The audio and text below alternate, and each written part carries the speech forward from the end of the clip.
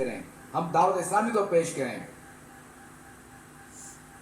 अब ये है कि अगर हम अपने आप को पेश नहीं कर सकते, हम वक्फ नहीं हो सकते, हम 12 माह के लिए मदनी काफिलों में सफर नहीं कर सकते, बाजों की मजबूरियां होती हैं, तो अगर ऐसा नहीं हो सकता तो कम से कम हमें रोजाना 2 घंटे दावत इस्लामी को देने चाहिए इंशाअल्लाह ताला।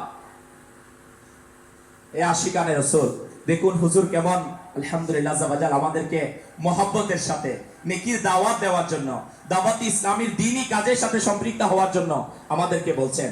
একটু চিন্তা করি, আজকে আমরা যারা মুসলমান, আমার নবীর উম্মত, তো প্রিয় ইসলামী ভাইরা তাদেরকে নেকির দাওয়াত দেওয়া, তাদেরকে আল্লাহ তাআলার দ্বীনের প্রতি আহ্বান করা, যেভাবে দাওয়াত ইসলামী পুরো দুনিয়ার মধ্যে আলহামদুলিল্লাহ জাওয়াজাল আল্লাহ তাআলার ঘর নির্মাণ করে থাকে, মসজিদ বানানোর সংগঠন হচ্ছে দাওয়াত ইসলামী। আর শুধু দাওয়াত ইসলামী মসজিদ বানায় না, আলহামদুলিল্লাহ জাওয়াজাল মসজিদগুলোতে মুসল্লি দ্বারা পরিপূর্ণ করার জন্য, নামাজি দ্বারা পরিপূর্ণ করার জন্য দাওয়াত ইসলামী মুসলমানদেরকে নেকির দাওয়াত দিয়ে মসজিদমুখী করে থাকে, নামাজিও বানিয়ে থাকে, মসজিদও ভরপুর করে থাকে। এই আশিকানে রাসূল এই জন্য দাওয়াত ইসলামী আলহামদুলিল্লাহ জাওয়াজাল মাদানী কাফেলার ব্যবস্থা করেছে।